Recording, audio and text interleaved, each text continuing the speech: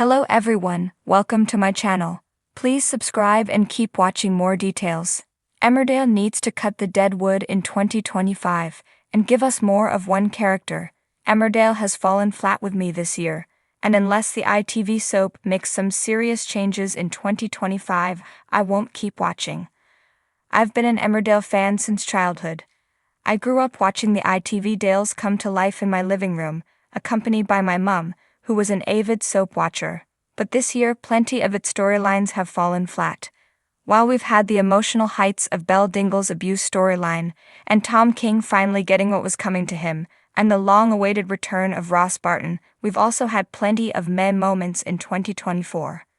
Take Ella, for example, what could have been a truly interesting character, played by Coronation Street's formidable Paula Lane, flopped into a whining receptionist defined by her frankly bizarre obsession with Dar Liam. From playing Kylie Platt to playing a true child killer turned wallflower, it's no wonder Paula quit. Then you've got Moira's brain tumor storyline, which would be fine in itself, if Kane hadn't done the most out-of-character thing possible by cheating on her during her brain surgery. I can't even watch scenes with Will and Kim in without rolling my eyes so much I'm worried they'll detach from their sockets. Will is the most annoying character I've ever had the displeasure of watching on screen, bar none. When he was killed off on Christmas Day, I breathed a sigh of relief. So, Emmerdale writers, I'm looking at you to make some big changes for 2025. So many characters in Emmerdale at the moment are what could be classed as dead wood, contributing nothing to storylines or even making them worse. Will is my most obvious example. There's not a scene in Soapland where Will isn't moaning, groaning, or grumbling his way through lines, arguing with Kim or being outraged at something Dawn has said. Just axe him please. Take Dawn too, while you're at it. It's not fair to Daisy Campbell, who has been axed from her role as Amelia Spencer due to there being nowhere to take her character, when people like Will, Dawn, Billy, and Chas are allowed to repeat their same old mistakes over and over again, year after year. A short list of who I want to see the back of next year. Perhaps serial killer Mina could stage a prison break and kill them all off. Will, Bear, Gabby, Jai, Nicola, Jimmy, and Kim. There, I said it. I'm worried that Will isn't really dead, but faking it, like plenty of other fans out there have theorized. The last thing we need is him coming back for 2025. Let's be honest, it's what the fans want. I need Emmerdale bosses to try harder to convince Ryan Hawley to make his return as Robert Sebden. No other actor will do. Though I am starting to warm to Aaron's budding romance with his half-brother John. Imagine the romantic tension we'd be treated to if Robert were to arrive, fresh out of prison, and find his husband with his long-lost sibling. Not to mention the places you could take Robert and Aaron in the future. I'd love to see them go on a Kane/charity-inspired crime spree around the neighboring villages. No affairs in 2025. There are too many affairs in Soapland. They're easy to predict, too. Those first few flutters of tension when two unlikely characters get a bit too close. The focus on each other's mouths. The will they, won't they pull which drags on for way too long. So I'm putting my foot down. No affairs in 2025, please. Unless you're giving me a truly unexpected romance. Kane and Liam, perhaps. Rodney and Chas. Brenda and Marlon. Don't bother. Ruby Fox Milligan is a gift from the soap gods. Beth Cordingley knows how to play a lovable villain, and with the introduction of Ruby's family, including her terminally ill father, there's so much more to explore with her. From her feisty fights in the Woolpack to her support of Moira during her brain tumor hell, Ruby is multifaceted.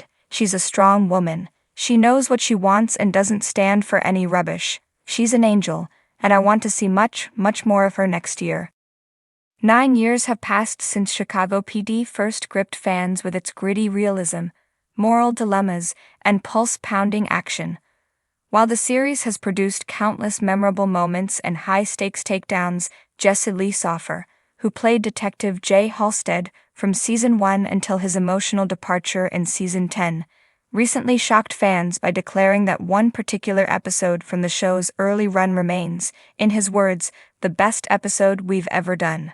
Soffer made the surprising revelation during a fan Q and a segment at a recent reunion panel for One Chicago Actors.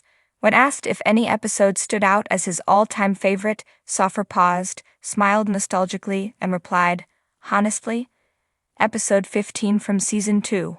What do you do? That's the one. That's the best episode we've ever done."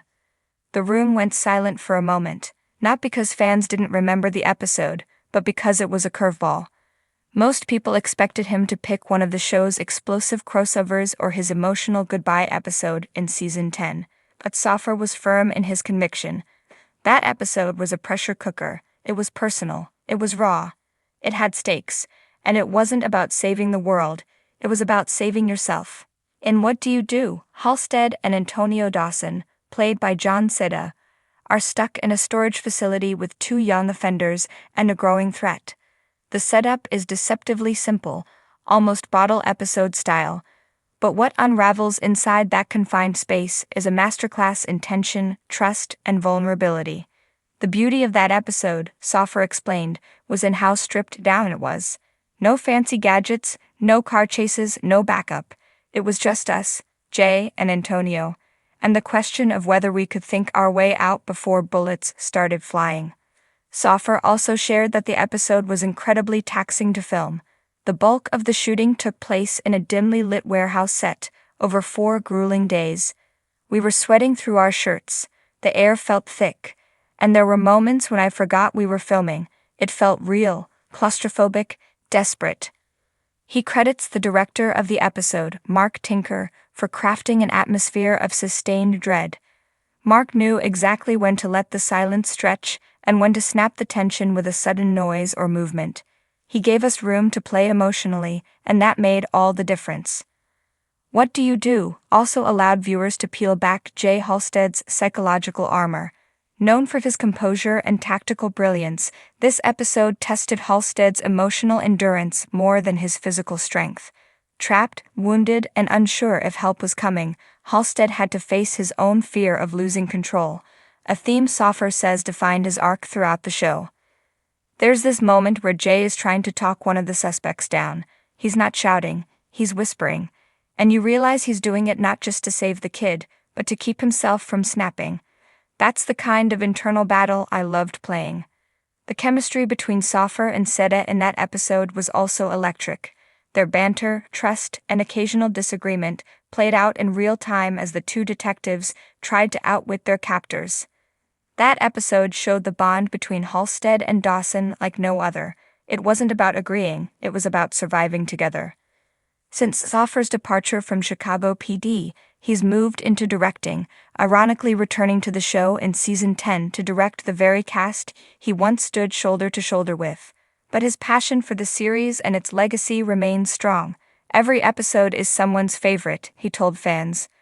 But for me, What Do You Do was lightning in a bottle. We didn't just tell a story, we lived it. Fans have since flooded social media, rewatching the episode with fresh eyes. "I never appreciated how intense that one was until Jesse pointed it out," wrote one viewer on X, formerly Twitter. "Now I can't stop thinking about it." Another fan added, "I always loved Halstead, but seeing that vulnerable, cracked version of him in a no-win situation, that's Emmy-worthy stuff." Soffer's choice also reignites appreciation for Chicago PD's early years, before the larger universe of One Chicago crossovers and blockbuster finales. It was storytelling at its most basic, he said. 2 detectives. One impossible situation, and a ticking clock. Sometimes that's all you need. Though Soffer has no plans to return full-time to the role of Jay Halstead, he's not ruling out a guest appearance in the future. "You never say never," he teased. "But if that ends up being one of my final chapters with Jay, I'm proud, because that episode is everything Chicago PD stands for: grit, humanity, and survival."